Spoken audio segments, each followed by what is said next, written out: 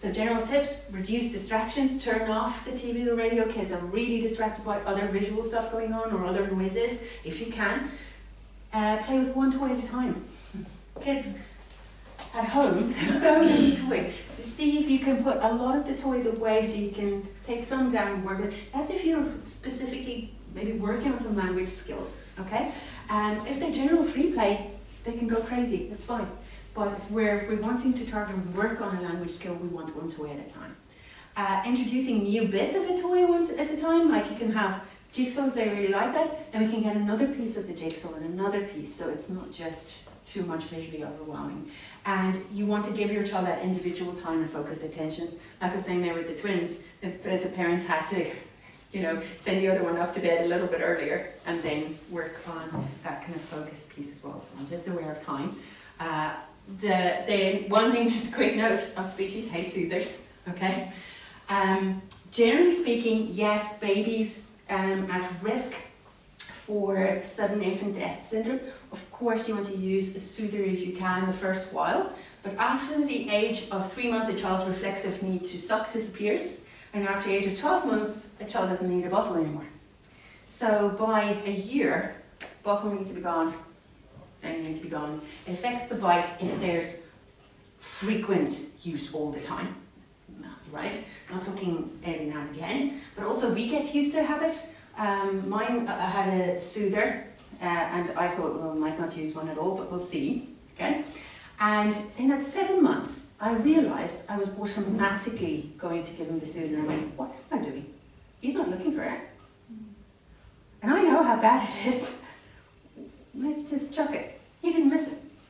But I got into the habit of it, so sometimes it's that. But if kids are talking around the soother, they're way too old for them.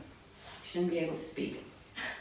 So you might want to do that while it's still a baby, okay, and get rid of it to kind of get it out before they're old enough to go, let's go to the shop and get me another one here. So, and then tip 3 is to promote independence. So you want to give your child opportunities to explore, okay, to look everywhere. We're sometimes a little bit, oh, don't go there, don't do this, you're going to fall. You're going to try things. So no, let's see how that feels. Okay? And to pretend. If we also think even what kind of toys we give our girls and what toys we give our boys. Yeah? My own ran around with a little doll buggy and I had a great time with that. But later on he was all like, oh, I only play with things that are blue and at cars I don't play with dolls. And I'm like, hey, it doesn't work that way. And what do you think a superhero is? It's a doll. Okay. And then we want to really have them do things for themselves as much as possible rather than going in and helping kids all the time with things, because they need to practice and we need to be able to tell them no. It happens a lot where I sometimes have kids coming in who can't cope with being told no because parents never tell them no.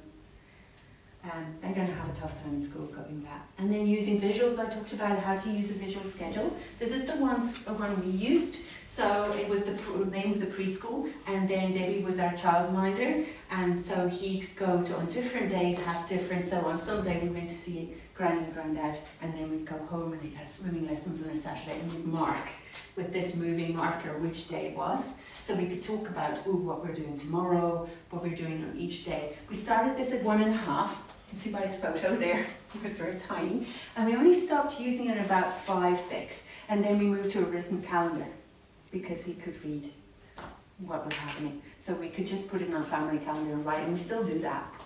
Because we have used a calendar like that. So this is a great one to use. Okay,